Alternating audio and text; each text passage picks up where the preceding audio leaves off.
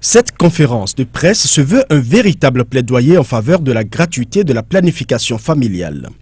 Du haut de cette tribune de Kodiam à Cotonou, les conférenciers rappellent au gouvernement du Bénin l'engagement pris à la conférence d'Addis Abeba en novembre 2013.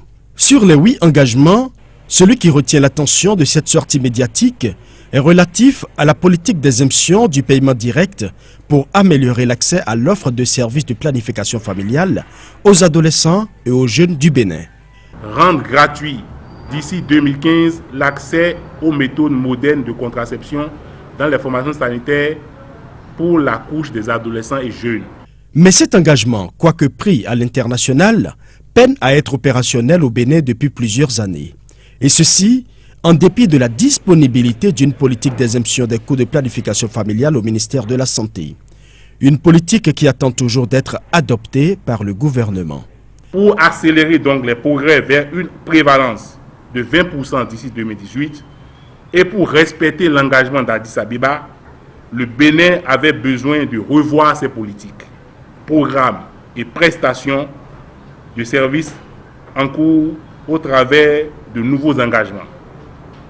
Lever les barrières financières à l'accès aux prestations de la planification familiale tout en veillant sur l'équité, d'où le choix du groupe le plus fragile, les adolescents et les jeunes. Tout en rappelant l'importance de la planification familiale pour les adolescents et les jeunes, les conférenciers attirent l'attention sur le dividende démographique affiché dans le programme d'action du gouvernement qui ne peut être atteint sans une maîtrise réelle de la fécondité. D'ici 2030, la population du Bénin passera à plus de 20 millions d'habitants et les jeunes représenteront plus de 65% de la population.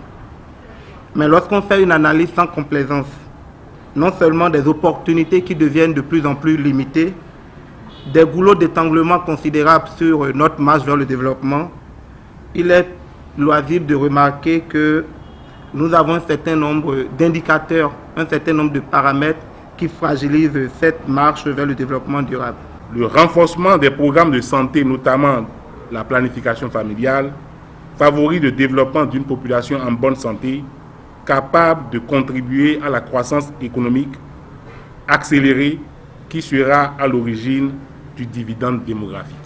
Les conférenciers insistent donc sur la nécessité de rendre gratuit l'accès aux méthodes contraceptives pour les adolescents et les jeunes. Ils invitent par ailleurs le gouvernement et son chef, le président Patrice Talon, à se saisir de ce dossier qui aujourd'hui relève de la santé publique et conditionne de ce fait le développement durable.